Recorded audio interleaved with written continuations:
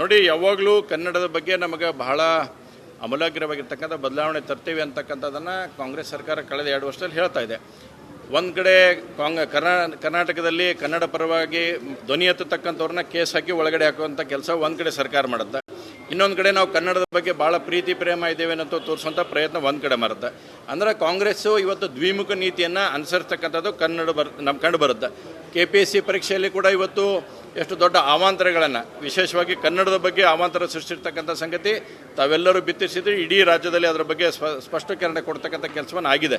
ಹೀಗಾಗಿ ನಿಲುವನ್ನು, ಕಾಂಗ್ರೆಸ್ ಪಾರ್ಟಿ ನಿಲುವು ಭಾಳ ಸ್ಪಷ್ಟವಾಗಿರಬೇಕು. ಕನ್ನಡದ ಬಗ್ಗೆ ವಿನಾಕಾರಣ ಆ ರೀತಿ ಈ ರೀತಿ ಹೇಳಲಾರ್ದ ಸ್ಪಷ್ಟ ನಿಲುವನ್ನು ತೋರಿಸ್ತಕ್ಕಂಥ ಕೆಲಸವನ್ನು ಸರ್ಕಾರ ಮಾಡಬೇಕು.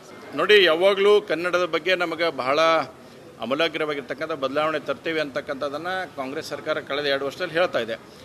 ಒಂದು ಕಡೆ ಕರ್ನಾಟಕದಲ್ಲಿ ಕನ್ನಡ ಪರವಾಗಿ ಧ್ವನಿ ಎತ್ತತಕ್ಕಂಥವ್ರನ್ನ ಕೇಸ್ ಹಾಕಿ ಒಳಗಡೆ ಹಾಕುವಂಥ ಕೆಲಸ ಒಂದು ಕಡೆ ಸರ್ಕಾರ ಮಾಡುತ್ತೆ.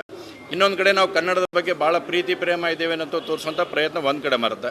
ಅಂದರೆ ಕಾಂಗ್ರೆಸ್ಸು ಇವತ್ತು ದ್ವಿಮುಖ ನೀತಿಯನ್ನು ಅನುಸರಿಸ್ತಕ್ಕಂಥದ್ದು ನಮ್ಮ ಕಂಡು ಬರುತ್ತೆ. KPSC ಪರೀಕ್ಷೆಯಲ್ಲಿ ಕೂಡ ಇವತ್ತು ಎಷ್ಟು ದೊಡ್ಡ ಅವಾಂತರಗಳನ್ನು, ವಿಶೇಷವಾಗಿ ಕನ್ನಡದ ಬಗ್ಗೆ ಅವಾಂತರ ಸೃಷ್ಟಿರ್ತಕ್ಕಂಥ ಸಂಗತಿ ತಾವೆಲ್ಲರೂ ಬಿತ್ತಿಸಿದ್ರೆ ಇಡೀ ರಾಜ್ಯದಲ್ಲಿ ಅದರ ಬಗ್ಗೆ ಸ್ಪಷ್ಟೀಕರಣ ಕೊಡ್ತಕ್ಕಂಥ ಕೆಲಸವನ್ನು ಆಗಿದೆ. ಹೀಗಾಗಿ ನಿಲುವನ್ನು, ಕಾಂಗ್ರೆಸ್ ಪಾರ್ಟಿ ನಿಲುವು ಭಾಳ ಸ್ಪಷ್ಟವಾಗಿರಬೇಕು. ಕನ್ನಡದ ಬಗ್ಗೆ ವಿನಾಕಾರಣ ಆ ರೀತಿ ಈ ರೀತಿ ಹೇಳಲಾರ್ದ ಸ್ಪಷ್ಟ ನಿಲುವನ್ನು ತೋರಿಸ್ತಕ್ಕಂಥ ಕೆಲಸವನ್ನು ಸರ್ಕಾರ ಮಾಡಬೇಕು.